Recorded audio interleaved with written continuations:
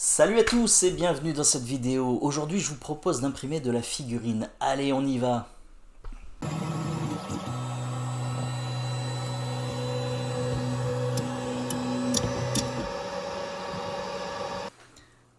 Alors aujourd'hui on va imprimer du zombie. Les créateurs du jeu Dying Light ont eu la très très bonne idée de nous offrir en DLC gratuit des modèles 3D de leurs zombies. Il y a trois modèles qui sont téléchargeables donc gratuitement depuis la page Steam. Donc vous avez la page du jeu, hein. Alors bien entendu, faut avoir acheté le jeu, hein. Et dans l'onglet des DLC, vous avez voilà le DLC correspondant à ces trois zombies. Il se trouve ici. Alors moi je l'ai déjà téléchargé, hein. Voilà, donc c'est ces trois modèles là. En plus ils les ont peints super bien. Donc on va essayer de faire la même chose. Pour une fois qu'on a des DLC un peu originaux dans les jeux vidéo, c'est pas mal. C'est pas mal. Donc on va les télécharger. Euh, c'est où? C'est là. Toc. Voilà, donc on a les trois modèles de zombies qu'on peut visualiser avec le viewer de Windows, hein.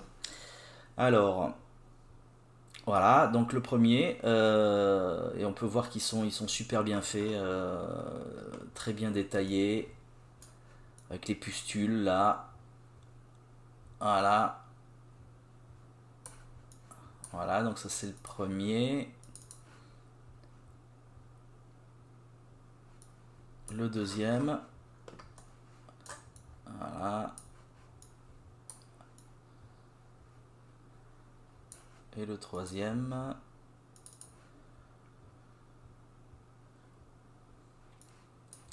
ouais, il est assez terrible celui-là.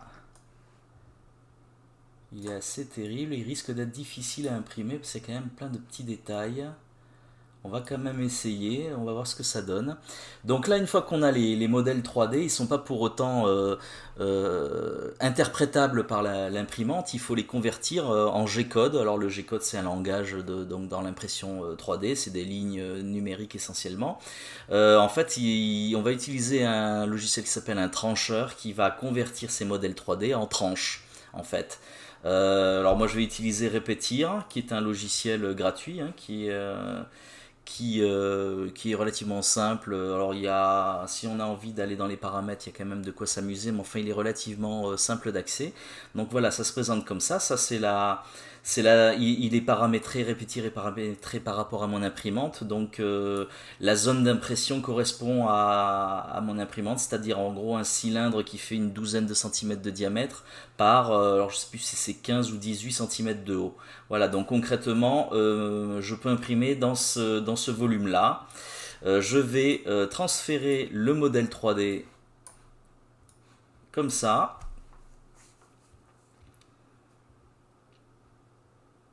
Voilà. Alors là, bien entendu, il est mal positionné. On va le positionner. Il risque même d'être un peu gros aussi. Alors, on va faire ça. On va faire ça. Non, c'est pas comme ça. Voilà. Voilà, donc là, a priori il est bien positionné, mais on voit que les angles de la figurine au plus large dépassent de mon volume d'impression, donc on va diminuer un petit peu. Donc on va ici, dans la taille de l'objet, et on va essayer 0,5 par exemple. Alors là c'est petit par exemple, 0,8, ben voilà, 0,8, ça a l'air très bien. Ça a l'air très bien. Quoi d'autre? Donc là dans les paramètres, pour l'instant, on va pas aller plus dans le détail. On va aller ensuite dans le trancheur. Le trancheur, donc c'est précisément l'outil qui va nous convertir cet objet 3D en tranche, en strate. Donc, alors en type d'adhésion, on verra que dans l'impression 3D, le gros problème, enfin l'un des gros problèmes, c'est l'adhésion au support. Le support, c'est le lit d'impression, c'est la base. Si le plastique que l'on dépose sur ce lit se décolle pendant l'impression, l'imprimante elle continue son travail, mais la pièce elle tient plus, hein, donc en fait l'imprimante elle va débiter du fil fondu, mais ça va être pourri quoi, hein. La pièce elle est bonne à jeter, donc eh ben, il faut que le filament, le plastique fondu tienne bien sur le support. Donc il y a différentes techniques. Donc là, on a la possibilité de mettre un brim qui est en fait, l'imprimante va élargir la surface, va déposer du plastique un peu plus large que nécessaire de manière à ce qu'il y ait une bonne tenue. Ou bien le raft, c'est carrément une sorte de socle plus épais que le brim.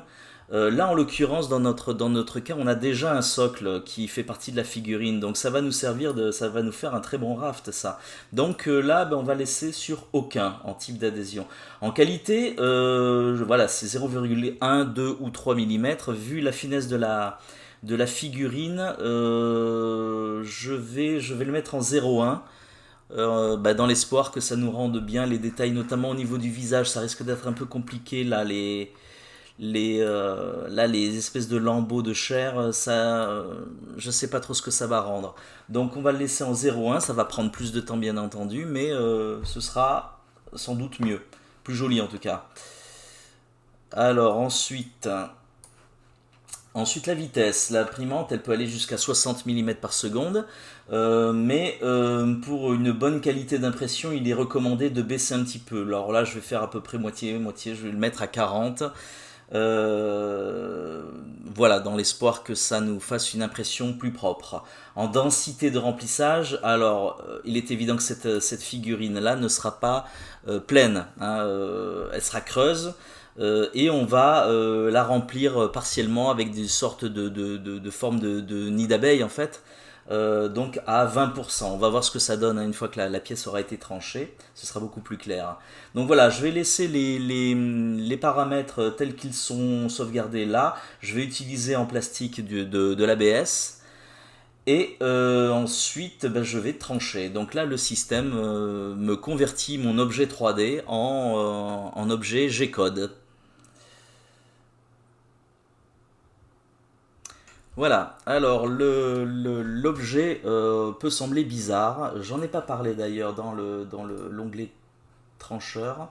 Voilà, le support type partout, c'est ce qui indique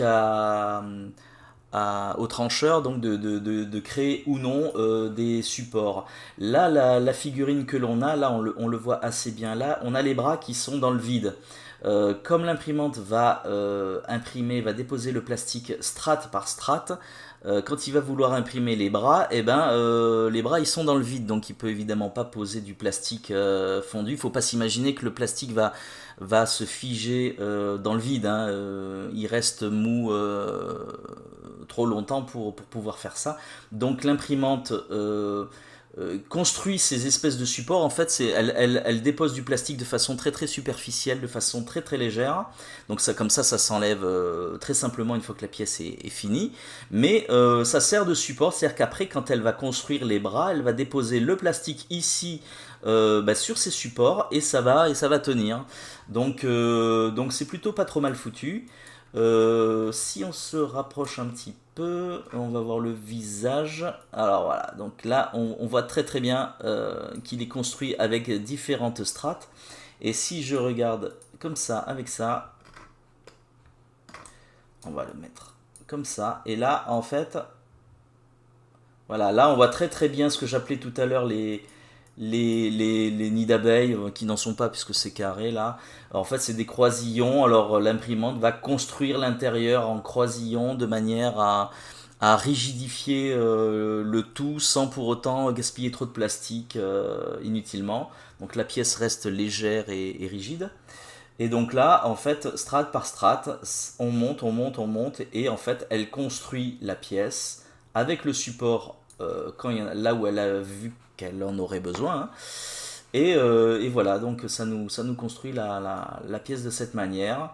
Dans les paramètres, on a défini que les parois en fait font tant d'épaisseur, le dessus tant d'épaisseur, etc., etc.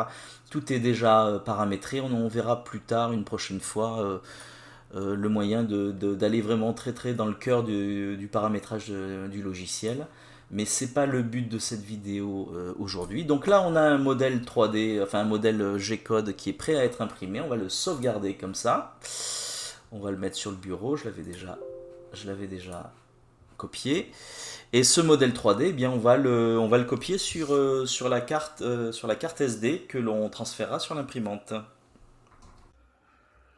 Voilà, donc l'imprimante elle est là.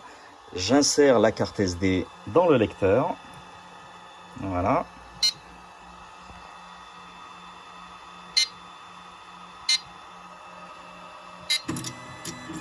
Voilà. Et c'est parti. Alors là, elle se met en chauffe. Le temps que le... Voilà, ici, c'est la température de la buse. Alors la cible, c'est 240 degrés. Puisque c'est de l'ABS, ça a besoin d'un petit peu de chaleur quand même. Et le lit, là, le miroir, en fait, la cible, c'est 95 degrés. Parce que l'ABS a tendance à se rétracter assez fortement. Donc on chauffe de manière à éviter ces rétractations. Et du coup, parce que sinon ça risque de se décoller. Donc là, l'imprimante est en train de se mettre en température. Et elle va démarrer une fois qu'elle sera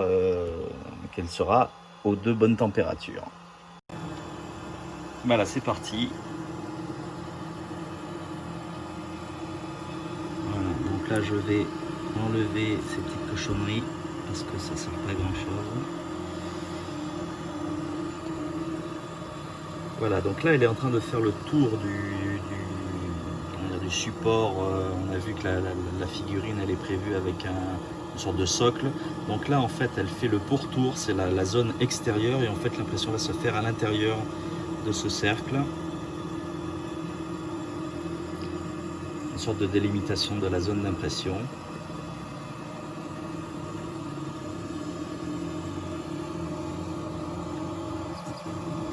Ça on va le laisser, c'est pas grave. Et là voilà, elle est en train de... Là maintenant elle imprime le socle. Et on va la laisser bosser parce qu'il y en a sans doute pour un paquet d'heures.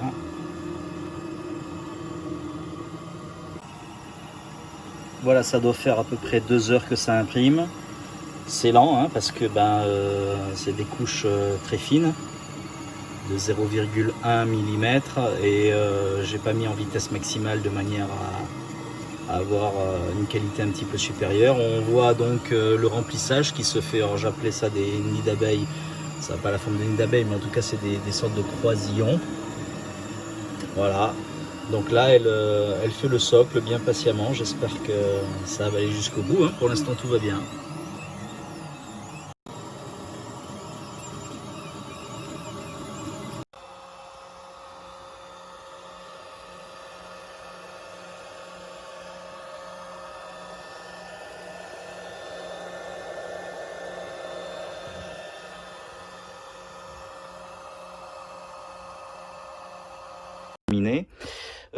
Donc on peut voir dans les petits détails, notamment au niveau des doigts, c'est pas forcément très propre. On va voir ce que ça donne une fois tout ça nettoyé.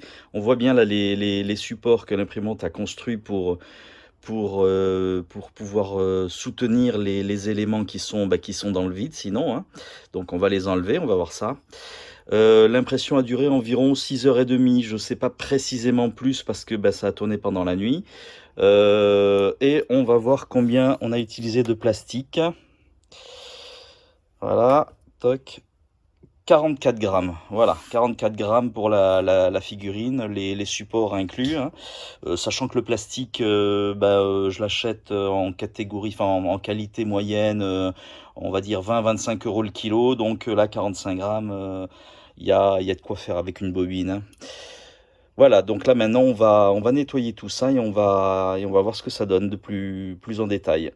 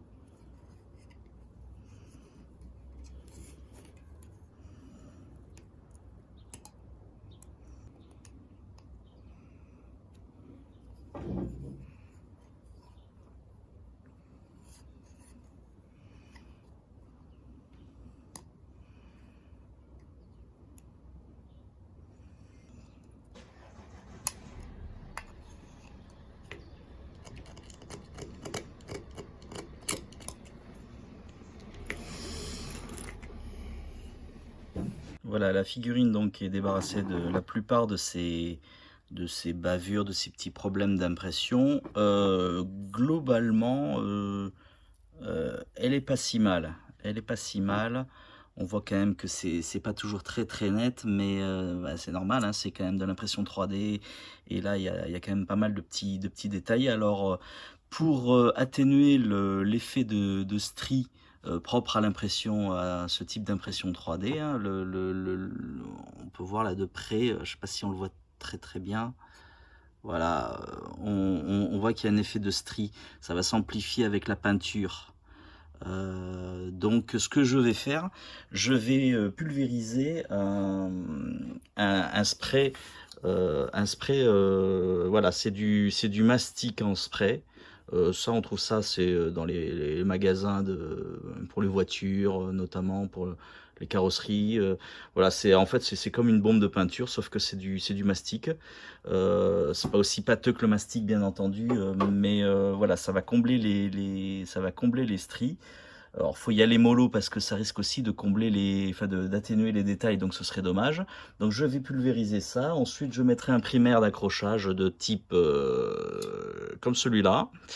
Et ensuite, on pourra peindre la figurine. Enfin, on aura passé un petit coup de papier de verre, évidemment, après le mastic, hein, mais vu qu'il y a beaucoup de détails, beaucoup de pustules, de choses comme ça, le papier de verre, il risque de pas être très très efficace, ou en tout cas, il risque de supprimer beaucoup de détails, ce qui serait dommage.